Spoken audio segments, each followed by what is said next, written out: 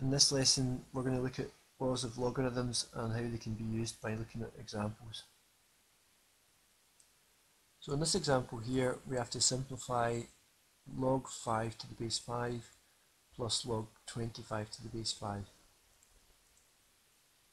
So when you're adding logs together, you multiply the numbers in the red. So really what that comes to is log 5 multiplied by 25 to the base 5, which is log 125 to the base 5, and then think what power you raise 5 to get 125, and that's 3. 5 cubed is 125.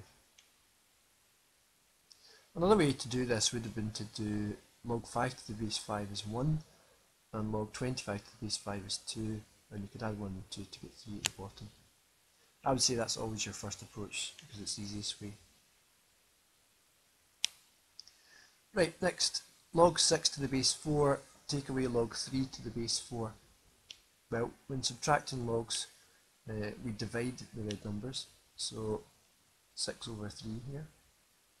That goes to 2, so log 2 to the base 4. And then we think, what power do you raise 4 to get 2? Now the square root of 4 is equal to 2, so that power would be a half. In this third example here, we have got log 3 to the base 3 and we're adding on 2. Now to simplify this, what we have to do is change the 2 to a logarithm with the same base as this one here. So we're looking for this base here on the logarithm that we generate to give the answer of 2. So we're going to rewrite this as log 3 to the base 3 plus, and a base 3 would need to be 9, because the answer to this is a power, so you square 3 and you get 9. We can now add the logarithms together, multiply the 3 and the 9, so you're going to get 27, and then 3 to the power what is 27, well that's 3. Another way to do this, you could simplify log 3 to the base 3 to get 1 and add 2 and get 3.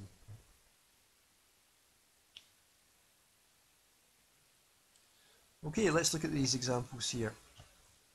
Now, the first one here, we're going to use 4 as a power. So from log 3, you can take the 4 up as a power up here and make it log 9 to the power 4 to the base 3.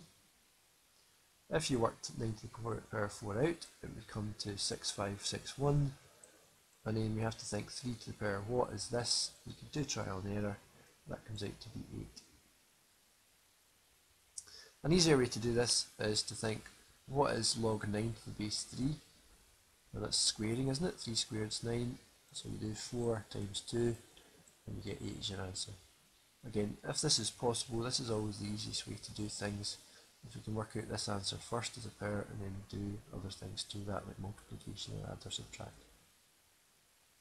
And you'll see that happening in the last example here.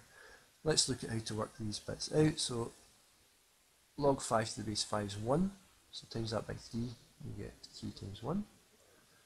And log 25 to the base 5 is 2, so we do 4 times 2. So that's going to be 3 add 8, which is 11. Okay, one more example to look at, and I'm going to show you two different techniques. Sometimes, depending on the problem you've got in front of you, it's a good idea to have lots of different techniques that you can use in different circumstances. The first technique we're going to look at here is we're going to add these logs together. Now when you add logs together, you don't want a value in the front. You want to take that up as a power, so we're doing log 4 to the base 6 plus log 3 squared to the base 6. Then we can add the logs together and use log rule 1. So that's what that's going to look like. Square the 3 and you're going to get 9. Now you can't work this out, 6 to the power what is 4 and 6 to the power what is 9. It's tricky to do and think about, so let's just multiply the 4 by the 9 and you're going to get 36. And then the answer to this is what power 2 raised 6 to get 36? Well, 2.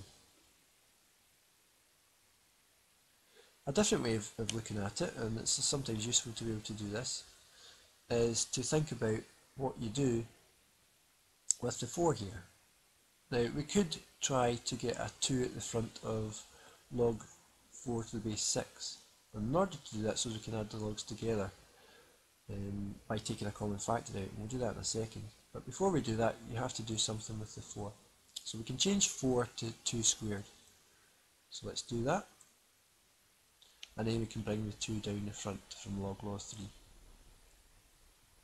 And that gives a chance to take out 2 as a common factor. So take out 2 as a common factor, and then we can add our logs together like this.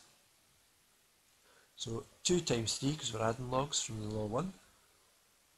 So you're going to get 2 lots of log 2 times 3 to the base 6. That's just 6. So log 6 to the base 6 is 1, times it by 2, and you get 2 times 1, which is 2 again. So 2 different techniques. Sometimes this technique does come in handy, and it's always a good one to try and bear in mind. You can change this into a pair if you think about trying to make them both 2's and then take a common factor out.